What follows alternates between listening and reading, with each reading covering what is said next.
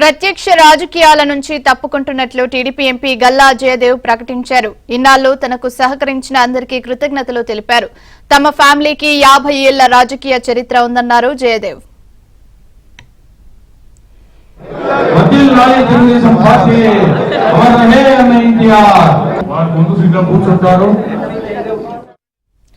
రాష్ట్ర సమస్యలపై పార్లమెంట్లో పోరాటం చేసినట్లు ఆయన తెలిపారు. అలాగే ఏపీకి ప్రత్యేక హోదా కోసం కూడా గట్టిగా కృషి చేసినట్లు చెప్పారు గల్లా.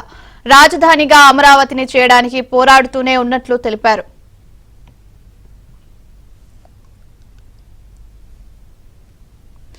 ఇక మాజీ మంత్రి గల్లా అరుణకుమారి కుమారుడు గల్లా జయదేవ్ తల్లి తర్వాత రాజకీయాల్లోకి వచ్చి 2 సార్లు ఎంపీగా గెలిచారు. జయదేవ్ కు అమరరాజా బ్యాటరీస్ కంపెనీ ఉంది. ఇతర వ్యాపారాలు కూడా ఉన్నాయి. సూపర్ స్టార్ కృష్ణ పెద్ద కూతురుతో జయదేవ్ కు వివాహమైంది. నేను 2024 ఎలక్షన్ లో కంటెస్ట్ చేయనని ఒక డిసిజన్కి వచ్చాను. After consulting with my family and other well wishers. ఎందుకంటే I'm not able to effectively do the job I'm suppose to do. నేను పాలిటిక్స్లో ఎంటర్ అయిన దానికి, పబ్లిక్ని సర్వ్ చేసేదానికి, ఢిల్లీలో ఆంధ్ర గలం వినేదానికి, చెప్పేదానికి, to be the voice of Andhra people in parliament was my main objective. కానీ పొలిటికల్ లిమిటేషన్స్ వల్ల I can speak against centre. Business limitations వల్ల I can speak against the state.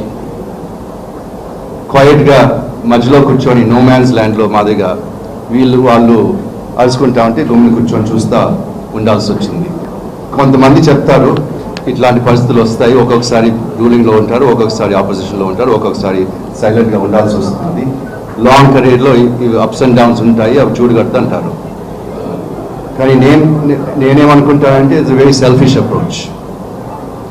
ఇప్పుడు నేను ఏదైనా పని తీసుకుంటే ఆ పని బాగా చేయాలనుకుంటాను. గమ్ముని కూర్చోవాలంటే అది చాలా కష్టమైన పని నాకు.